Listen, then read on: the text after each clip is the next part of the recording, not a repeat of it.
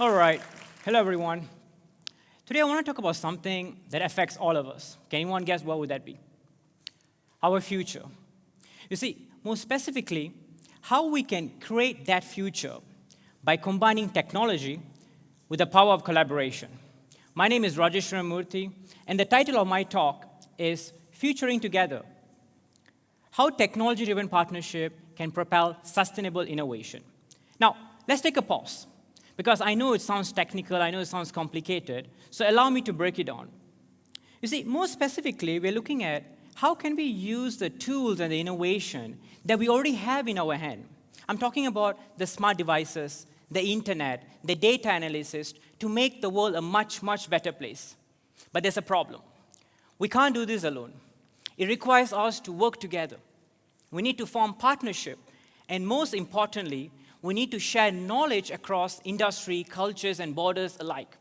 So where do we start? I say let's start with technology first. We are living in a time, if you ask me, one of the best times of our life, because everyone is witnessing the massive growth and the potential of technology.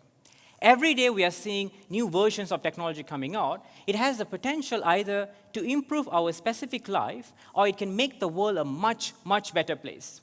Here you can raise your hand and ask me, Raj, I understand technology is going very well, but how does it connect with sustainability? I don't see the connection yet.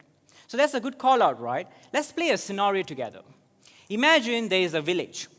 Now the village has an issue, a very specific issue. They're having, in terms of having issue accessing clean water. What would you do to solve this problem? If you were to ask me outright, I would say, potentially, we can use sensor technology. We can take sensors and park it at the source of the water level. So when we do that, right, we get two types of information. One, we can measure the water level. Two, we can look at the contamination level.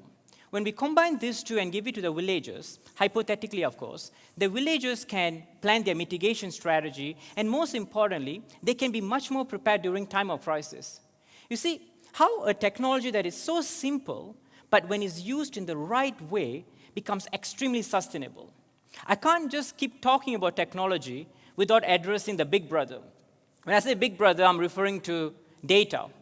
Now, before I deep dive into data, I want to play a quick trivia game with every one of you. Don't worry, it's going to be very simple, very quick. I want every one of you to guess the answer to a question I'm going to ask shortly. You don't have to raise your hand or say it out, but just imagine the answer in your mind, and later we reveal together. Shall we? Good? All right.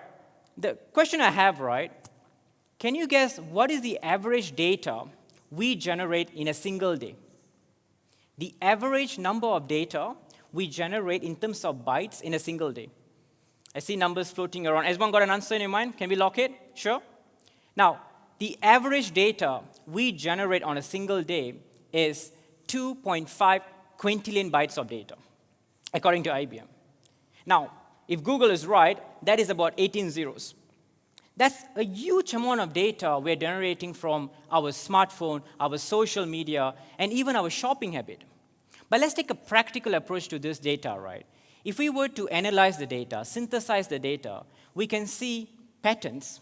And from those patterns, we can solve complex problems. Problems like, hey, what is the best time for us to plant our crops for the maximum yield? Or even like, what is the best way for us to control energy consumption so we reduce wastage? You see, this is the true power of technology when it keeps going on, but there's one problem. Technology alone is not enough. It requires us, and that's where strategic partnership comes into play. I want to share a consulting story back in the day that I had. We were given a project or a task. We were working with a very small community in a town, and the problem for the community was they were having wastage issue. So of course, all of us came together, we did our due diligence, we researched, of course, we also brought the technology in, and then we laid out our solution. Of course, it ended up being a technology-driven solution, which was ultimately an app. Now, this app, right, was supposed to do three things. Number one, the app was allowing the resident to raise complaint when they see a wastage bin overfill. Number two, it allowed the resident to also share recycling habits to one to another or track it out. Third, it also promoted, or supposed to promote, residents to share sustainability practices within the platform. We were honestly felt super proud because we checked off all the issues, and this solution is supposed to change that for us. We launched it, we were rolling up our sleeve and waiting in the room, seeing the impact. Guess what happened? Nothing. Yet alone people were using the app, but no one even was bothering to do anything with the app. We were like, okay, we made a mistake. We went back to the drawing board. We were trying to analyze, where did we get wrong? Is it the technology? Is it the research? Is it the problem? The funny part, right, the project only took off when we brought in the local businesses, the school, and of course the state government. You see, the local businesses were providing incentive for the residents to recycle, which makes sense because they want something in it, right? And now the schools were teaching about sustainable practices, and also the campaign that was running to the students, who therefore were putting pressure on their parents in the community to download the app and start using it. Because of these two factors, right, it made the entire government initiative much, much more easier, because it was much more easier to promote the campaign. It was only through our combined effort of technology, shared resources, and most importantly, the community, we saw real tangible result. Waste level dropped, recycling habit went sky high, but most importantly, right, residents felt extremely empowered because they were trying to do something for their community on their own. This experience left quite profound to me for one specific reason.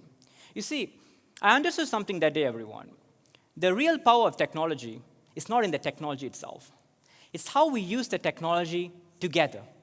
You see, when we combine our efforts together, when we put our thoughts together and our heads together, we are able not just to create a solution, but a solution that the output is always greater than the input. Because you got to believe in the multiplier effect. You get to do so much by combining your effort rather than just trying to solve alone. So, what does the future hold for all of us? Imagine a world where every community, regardless how remote they are, has access to the tools and the knowledge to solve any kind of challenges they face independently. Imagine a place where technology is no longer luxury for a few, but is a resource for many to use and share. Of course, this may sound like a distant dream, but I can promise you, it can be a vision that we can achieve together. But it won't happen by accident. It requires intentional effort from all of us. We need to continuously build the bridges across different sectors, entrepreneurs, public and private ship alike. Let me break it on to you again. If you're into someone who loves policy, then you can go and create policy or have intellectual discourse that support policy development. If you're not into that, imagine you're someone who likes running initiative. You could perhaps go and create initiative that promotes sustainability. What if you're neither one of those, someone like me who just want to stay informed and engaged, like the most of us in this auditorium very today? We matter too. You see, every one of us' effort matter because no effort is so small or too big when it comes to sustainability. Here you can ask me, Raj, we understood technology is important, it's growing. We also connected the dot from technology to sustainability, that's great. But you keep talking about partnership, how do I create the partnership? Well, we simply act. You see, if there's one thing I want to leave you with you all today is, innovation is not just about generating new ideas. Innovation is about translating those ideas into tangible items through collaboration. The problems we are facing is too broad and too big for one person or a community to solve. But when we come together, when we put our heads together, we might just be able to make a world that can work for all of us. In order to build that strong partnership, in order to navigate those, I want to leave you all with a simple framework called ACT. Let's start with the first one, align. Align your goal towards the broader vision of sustainability. No matter who you are, individual, community, or educational institution, make sure all of your action, in a way, contribute to the future impact of sustainability. Collaborate.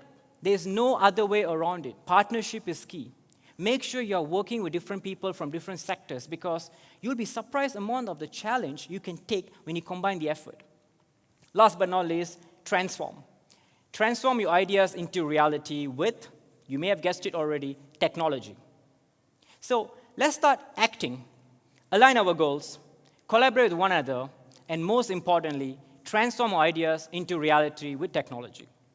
The world is in our hands, everyone. So let's shape it together. My name is Rajeeshwaran Moorthy, And that's how technology-driven partnership can propel sustainable innovation.